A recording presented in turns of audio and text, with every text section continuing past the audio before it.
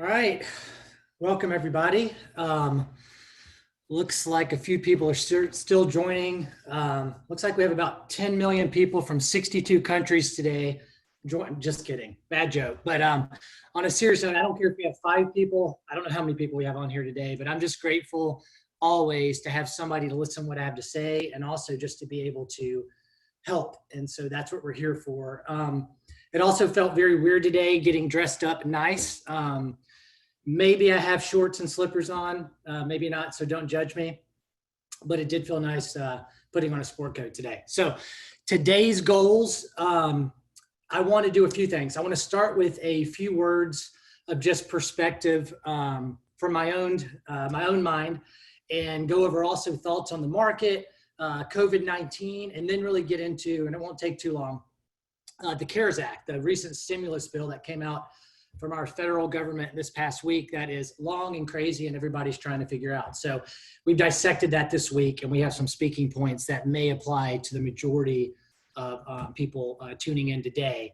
And then I have Carson on my team who is on the back end that is checking if you have any technical difficulties. There's a Q&A button at the bottom of your Zoom window that you should be able to type a question if you need him to help. We'll do our best, and we will send a recording of this out as well in case you have any audio issues or video. All right, so with that being said, I'm going to start. Let me start just by saying, we don't know where this is going or how long it's going to last, but what we do know is that humans, just the way we're wired, like to project despair and out into the future. And we heard that this past week, when Trump came out and said, citizens get ready for a lot of the death count to really go up in April, and really brace yourself for that. And then you look at like today, the market's down a little bit because of the job data. But then at the same time, a lot of people are, I wouldn't say excited, but they're investing in the market. They're rebalancing. They're throwing cash that they had the sidelines back in the market. So there's this counterbalancing going on every single day in the market. And then just last week, at the end of the week, when I was doing my first webinar, the market in 3 days was up like 15 to 20% while horrible job data was coming out. It just makes no sense. You cannot time this thing. It's like catching a falling knife, and I cannot reiterate that enough. You can listen literally one day and hear Bill Gates come out and say, people, please take this disease and this virus serious. And then you can have an Elon Musk get on and say, yeah, take it serious, but we're all going to be okay. It's going to be fine. And we don't know who to trust. So who do you trust? I wouldn't say as much the who. I'd say here at our company, we trust planning, right? Planning. And that is what's gotten us through the last 4 or 5 crises that I can think of just in the 2 decades that I've been in this business. It's always been planning. And I'll say this, there is a lot of hope out there if you're looking for it, right? I try to live on more of the hope side of the equation versus the despair, and things like, let me think, 3D printing. 3D printers now are making masks for healthcare workers, and the news just really isn't showing these great stories. And you have people that are out buying stuff for senior citizens where it's not safe to get out, and they're running errands for them. And you have candlelight ceremonies going on for our healthcare workers. People, that is gratitude right there. That is what we need more of. That is, there is greatness that comes out of times like these. And so for all of those people and all of you who are doing things like that, you're the real heroes. And, we've had different types of crises in America since its birth. And usually it's propelled us onto new greatness. And I think that's going to be the case here. And, if you are a millennial and this is your first correction or first crisis or investing experience, it's okay to feel some of that hope and despair. It is normal because it's unknown. And many of us who have been through a bunch of these, like myself, we still share these feelings with you. It's just part of it. But we have to do this. We have to separate reactions from long-term planning, right? And there may be a retest of the lows in the market that we saw a couple of weeks ago. We don't know. And until we hear that business is opening up again, we won't really know the actual economic damage. So does that mean, does that mean that we stop adding money to our 401ks or stop contributing money monthly to our investment accounts? Absolutely not. Keep dollar cost averaging, keep your discipline, keep the process going. Hopefully we're going to look back, whether it's 6 months or 2 years from now, and be glad that we continued the plan. And one thing I've learned, and this probably isn't new to a lot of you, but it's always a good reminder, that change is the only constant. We start with a plan, but the world is volatile, right? And so you may buy a house and we didn't plan on the roof leaking after a year or 2 years.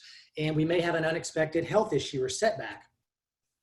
But we can choose really to live in that victim chair and that mindset, or we can just choose to plan ahead. And this is why we spend a lot of time with our buckets and making sure we have the right amount of cash, et cetera, et cetera.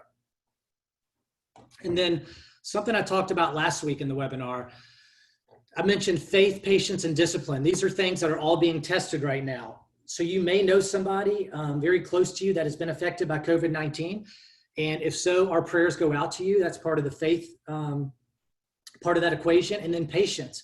We don't know if this is going to go on 6 more weeks or 6 more months, but I know that we'll get through this. And the discipline part, you know, the planning is actually easy. Sticking to the plan is the hardest part. So that's where discipline's important. So we get it. Just know that as advisors, we get it. When a human feels that they have no control, it is hard. But let's have faith in the future. Let's have discipline to stick to the plan that we developed before things got crazy, and then the patience to wait it out. We can do this and we will do this, and we're here to help you. All right, so that was a little bit of perspective. I'm going to jump into some more of the technical stuff. Let me share my screen.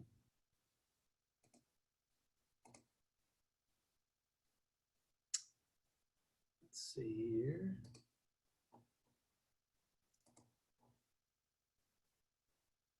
Bear with me 1 second. There we go. All right, so this chart here, I'm going to go through some of these charts pretty quickly. If you really want to look at all the data, again, we'll send a replay and you can hit pause and go through the data, but I'm going to hit the parts that I think are relevant. Basically, this chart shows that we've seen some of the worst days, the worst weeks. Let's see here, worst days, worst weeks, and the worst month ever in market. But we have to look at what happens typically following these types of weeks, days, and months. And that is usually the return 1 year later on each of these situations is usually pretty fruitful, right? Going back to patience. And there is a reason that we plan and that we have emergency funds. And we have bonds in your buckets 2 and 3 that I always talk about if you're a client of mine. We do that so that we don't have to sell stocks while they're down like they are right now. And we also don't want to do that because we don't want to miss the rebound up. We don't know when that's going to happen. Another slide. This shows a diversified portfolio. So things to look at here, the S&P 500 is in this column. This is showing the return in the S&P through back to 2000, right before 9/11. And then a diversified portfolio would be more indicative of a lot of our retired clients that have 60% stock, maybe 40% bonds. And the takeaway here is, there's a reason we're not 100% stocks and we diversify. You do feel silly when the market's up 30% 1 year and you're only up 20%, right? But then when the market's down 30 and you're down 15, it feels a lot better. And so what this shows is that over the course through the 2000 tech bubble and 9/11 and then the Great Recession in 08, and now what we're going through in 2020, plus the big massive, 2009 to 19, the S&P was up 350% and you were only up 190%. And this is why it's easy to feel like, why am I not making as much as the market? But then when the market's down and you're down half, as humans, we still feel like, well, now we're losing money. And we don't really recognize that over the course of that 20 years, you actually made more money by staying diversified. $100,000 grew to $250,000 diversified versus only 220 if you were in the S&P. And why do people forget this? Because we're wired to be short-term focused. And it is amazing that I don't have more gray hairs, or I guess I have a few. Amazing that I don't have more, because this job would be so much easier if people focused on the long term when we did planning and stuck to that. Does everybody feel sorry for me? Probably not, but I'll get off of my soapbox. All right, next slide here. Recessions. Typically, the average expansion in the market lasts about 60 months. The average recession lasts about 13 months.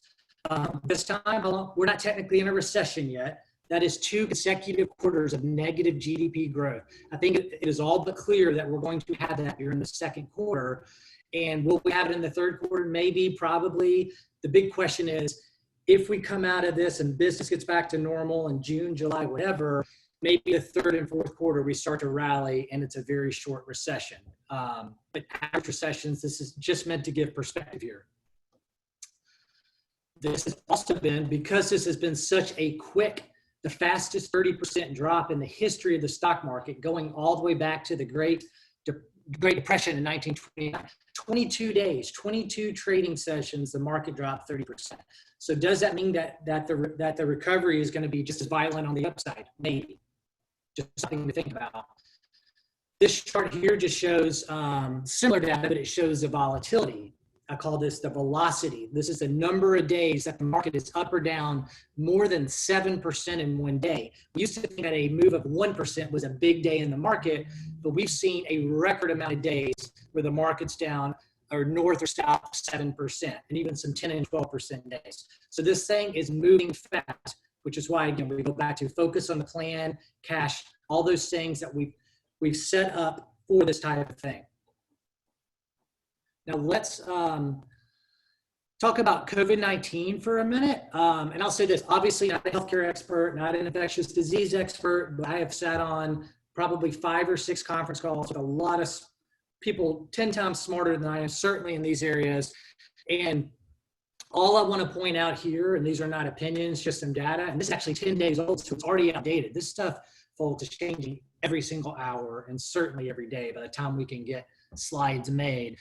This was showing that the U.S., the number of confirmed cases for the U.S. was increasing at the highest rate. You can see our trajectory right there. We're up here now. I mean, we're definitely kind of taking the lead. And then this over here on the right, the biggest concern has been the healthcare capacity, right? And this shows from the CDC the difference of total, had we have gone to total lockdown for 3 or 4 weeks, we would in theory, or maybe actually, I'm not sure, would have actually stayed well beneath the healthcare capacity, and that would have probably been a better situation.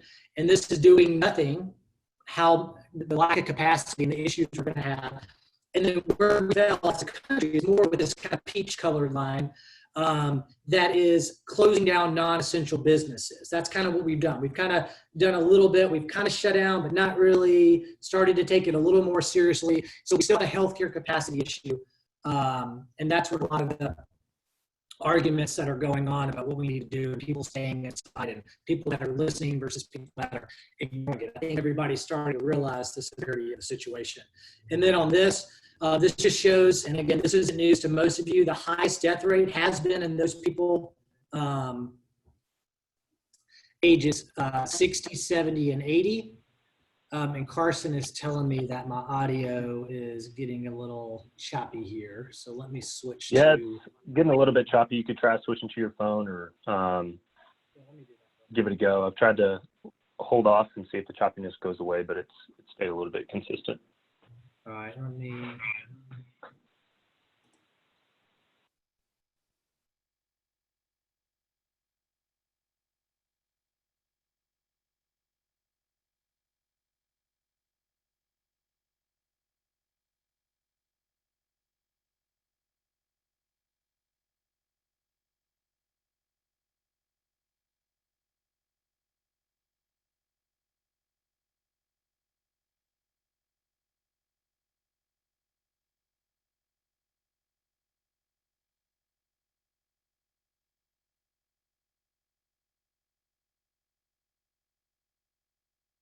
And now hear you speak. This meeting is being recorded.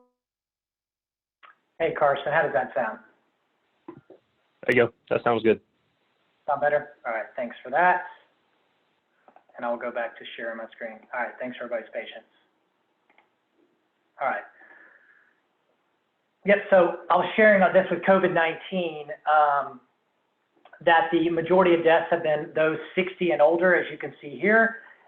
But there's been a misconception that the number of infections is highest in that category. And actually, it's really been picking up for those in their 20s, 30s, and 40s. And this is why it's so important that we're following the guidance from the CDC, right? And then just there are 4 different levers that we can pull to help to start to get out of this mess, to flatten the curve, or to make it go away, right? And all I have you focus on here, there's monetary policy. This is where there's not a lot left that the Fed can do. They've already cut interest rates to almost 0 or right at 0. So we're this kind of shows like a fuel tank. We're pretty much empty there. There's fiscal policy, and that's what I'm going to talk about in a minute with the CARES Act. That was phase 3. It was almost a $2 trillion, the biggest stimulus package, I believe, ever released. But they're talking about phases 4, 5, and 6 of this as well. So there's still more movement that could happen there. And then corporate and medical response. We could get good news with a vaccine or an approved treatment that comes out, maybe an abundance of mask beds and ventilators. If we were to get that, that would all be great news for the market and for this virus. And then society's response, which would be, going to more of a shelter at home or a full lockdown. Some places are more full lockdown. Other places like Tennessee now is a mandatory kind of shelter in place. So as we can do a little bit better there, and they could tighten kind of the reins there. So that's kind of where we're at. So that leads into this new act, or the CARES Act. So our government is really attempting to adapt to this crisis, right? And they came out with this act, the Coronavirus Aid, Relief, and Economic Security, or CARES Act. And so all right, a lot of stuff on these slides. If you can, focus on my words and just what I'm going to tell you as far as the highlights. We did send everybody an attachment when we sent the invite that has all of this in it, and we can send it to you again. Just email us, no problem. But basically, CPAs, banks, financial advisors are all trying to figure this out. I've been on the phone all week, literally learning day by day, including up until 30 minutes before this presentation, some of the misconceptions and some of the clarity in this. It was signed into law by Trump March 27th. It's $2.2 trillion. And so let's get into kind of part 1 of this, the individual checks. So if you are a single and make under $75,000, you should be receiving a check, direct deposit if you're signed up with the Fed for your taxes that way, sometime in the next couple of weeks. For $1,200, if you're married, filing jointly, it's $2,400, but that income limit is $150,000. So once you make over 75 or 150 if you're married, that starts to phase out and goes away. So you're gonna see those coming through. And keep in mind that, well, I'll say this, what do you do with this money? What are some good planning ideas? If you don't need it and you're fortunate enough to get it, I would encourage you to give. I mean, I talked about this last week. What a great blessing to be able to give money when you're feeling fearful as well. Great exercise to help others that need it more than you. That's just my personal opinion. And I'll say, using it though productively for your own financial planning, use it to build up your emergency fund, that cash bucket. Fund a 529 for your kids or for your grandkids, right? Or use it to contribute to your 2019 IRAs.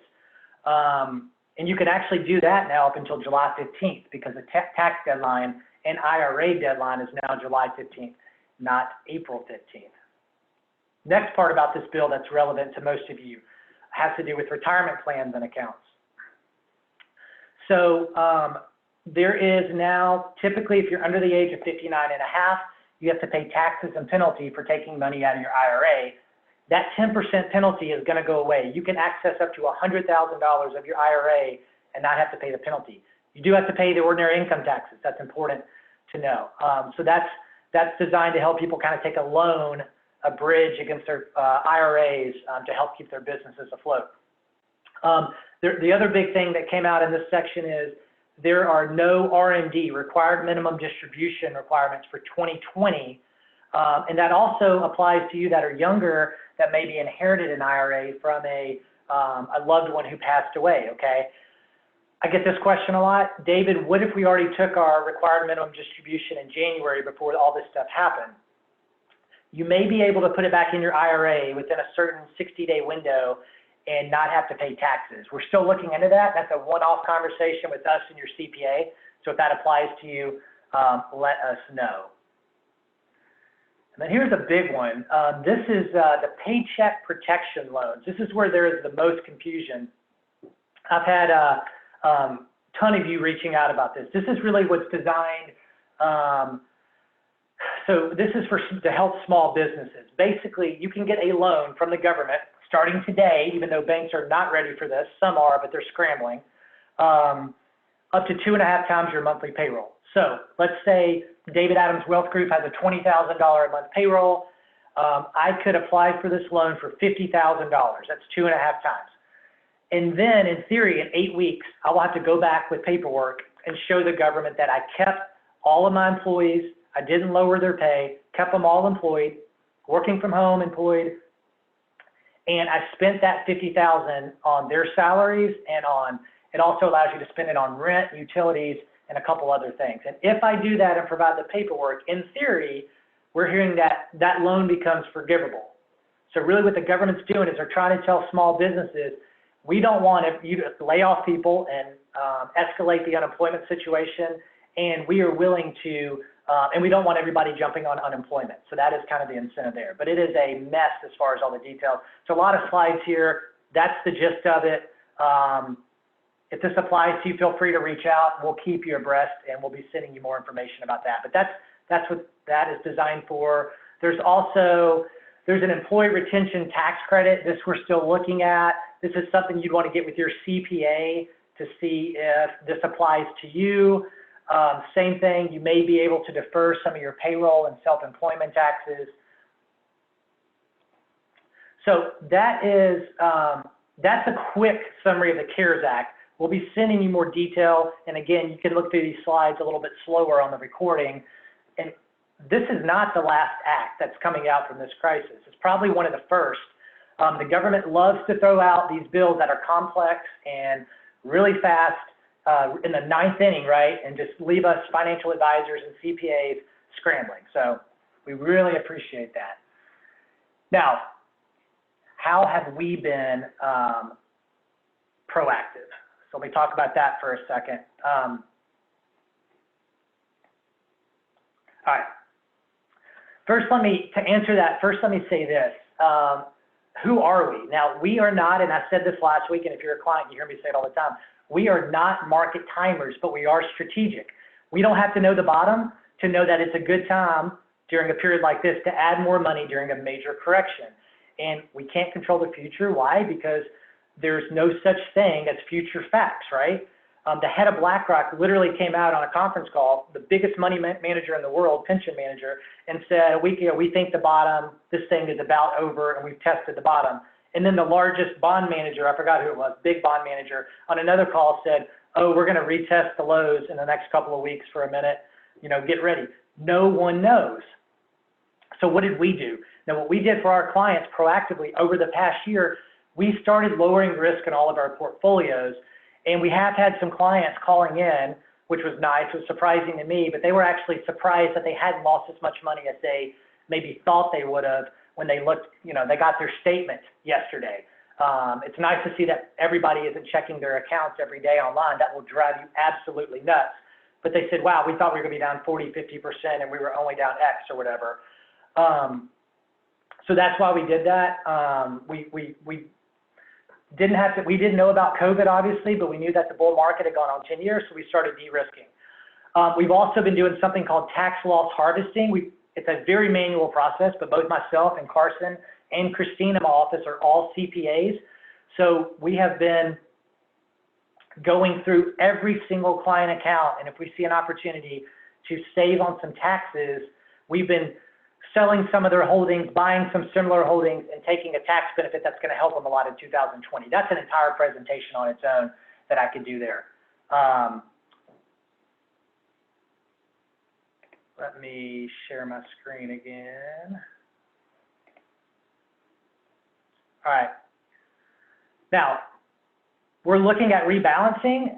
What I want to point out here is we will soon be, and you've seen this if you're a client on some of our emails, very soon we're going to start rebalancing all of our models, but we believe there's a little bit more bad news and downside market news before it really stabilizes.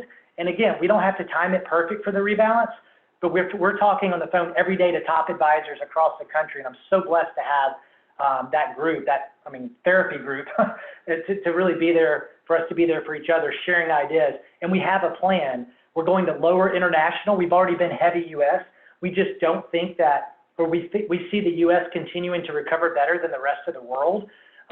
Another question that we keep getting has been, what industries do we see leading us out of this? Things like technology. People are adapting to new technology like Zoom and different things, and we think that's going to change businesses going forward, and technology will be one of the industries to lead us out. Also, gosh, Warren Buffett came out and said he's investing a ton of money of his own money, which, my gosh, he has enough to do his own Buffett stimulus, right? He could do his own stimulus act. But he's investing heavy in technology and hospitality. He believes that those are going to come roaring back. So just keep in mind, we're looking at doing that rebalance. And that's, so if you were 70% stock, 30% bond, you're probably sitting 60-40 now because your stocks have gotten beaten up. So when we go back 70-30, that's a little bit of a bullish move, but it's still taking you back to your planned on risk, but it's taken the emotion out of it. And that's really our job as advisors. And then this slide, planning, I showed this last week. I won't go through much of it except to remind you, Roth IRA conversions, your IRAs right now are worth less than they were 2 months ago. So if you have extra cash on the sidelines, it may make sense to take some of that cash and do a Roth IRA conversion. I've done entire 2-hour presentations on that. It is not black and white. That is a one-off conversation. Email myself or Carson. We will give you a personal analysis if it makes sense. Also, refining your mortgage, rates are lower. Check with your mortgage person. We can help you there. And if you have dry powder, excess cash, now if you've been laid off and you don't have income, keep the cash. Cash is king. But if you have extra money that was sitting there that you're kicking yourself for not putting it in the market a year ago, now is a good time to look at investing. And then I mentioned the rebalance that's coming up. All right, we are almost done. I have a few more things to say, but Carson, do we have anything? Is the sound still okay? Do we have any major questions that have popped up that are appropriate to answer right now? If not, we can answer them later. Yeah, sound ended up sounding okay. There were one question specifically about whether or not a certain type of business would qualify for the PPP, the Paycheck Protection Program. And those are, from our perspective, the whole purpose behind that is keep America employed. So that's the government urging businesses to pay their employees and use the money that's potentially forgivable for their employees and for payroll. So there were a couple questions on specific types of businesses that I've responded, and I'm going to reach out to them individually. But talk to your CPA, talk to somebody who knows specifically about your business and your payroll and how your business operates. They'll be able to shed more light and go into more detail specifically for your situation. Great. Thanks, Carson. All right. Well, with that, I want to give some final... One more question we got. Okay. So specifically about IRAs and conversions, there's one question about different criteria for converting into a Roth IRA. I figured that'd be something you could cover real quick. Yeah, so basically, if you have a $100,000 IRA and now it's worth $70,000, you could choose to take that $70,000 IRA and make it a Roth. You would have to pay taxes, whatever your tax rate is. So let's say it may cost you $20,000 to pay taxes on that, to then put that $70,000 in a Roth. But now that $70,000 in a Roth, when it comes back up to $100,000 or $200,000, you'll never pay taxes on it again. So the thought is, it's cheaper to pay taxes on $70,000 account that's beaten up than paying taxes later in the future. It only makes sense though if you have that $20,000 in my example in cash. You don't want to take the tax money from the IRA, or that defeats the whole purpose. So outside of that, it gets into a lot more specifics. So whoever that was, email me and I'll kind of customize that. All right, so just some final thoughts here. What are we doing right now? Absolutely nothing. We are not working. We're just kidding. But we're spending all of our time talking to experts all day. We're reading, we're planning, we're adapting, we're providing our clients hope and helping them adapt with all the new information coming out literally by the hour. We're going to continue to send you data just like this and emails as we get it. Now, what can you do? We talked last week about things like connecting with people and learning new skills. But another thing that came up, journal some of your thoughts and feelings during this time for the future. I had a client, this was beautiful, reached out to me, shared with me a letter that her grandmother, great-grandmother wrote her during the Great Depression about her feelings and how it felt during that time. And it brought tears to her eyes and it teared me up as well. What a great gift to be able to give.